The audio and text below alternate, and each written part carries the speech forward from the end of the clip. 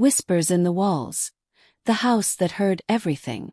In the sleepy suburban town of Renton, Pennsylvania, the Carver family, James, 42, Angela, 39, and their two children Lily, 10, and Mason, 7, were well-known friendly neighbors who lived in a quaint two-story home. On the night of October 14, 1993, the Carvers vanished without a trace. Their dinner was still warm on the table. The lights were on. No forced entry. No sign of a struggle. Just gone. Police launched a full-scale investigation. Search dogs, helicopters, and even FBI involvement turned up nothing. Over the years, rumors swirled. Some claimed the house was haunted. Others believed the family had entered witness protection or fallen victim to a cult. What made the mystery even more chilling were the reports from new tenants in the home. Families who moved in afterward claimed to hear faint whispers, scratching behind the walls, and sometimes even the muffled sound of crying. But nothing was ever found. Eventually, the house sat vacant, avoided by locals who referred to it only as the Whisper House. Fast forward to 2021, when a contractor was hired to renovate the attic and stumbled upon a sealed crawlspace behind insulation.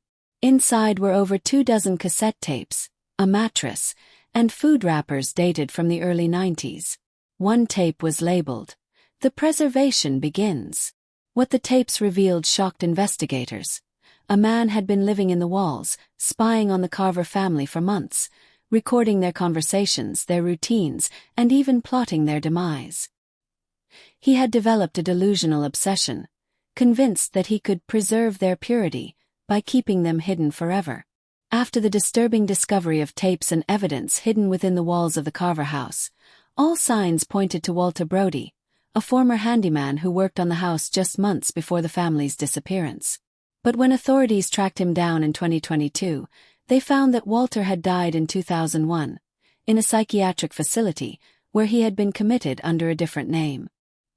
His personal journals, however, were uncovered in storage and revealed something terrifying. The Carvers weren't his first victims.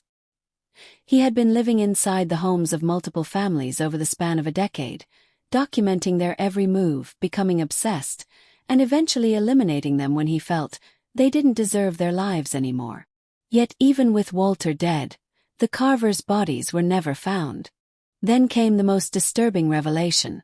One of the tapes included audio from the year 2007, 6 years after Walter's death. The voice was different, but the method, the tone, the phrasing, it was almost identical.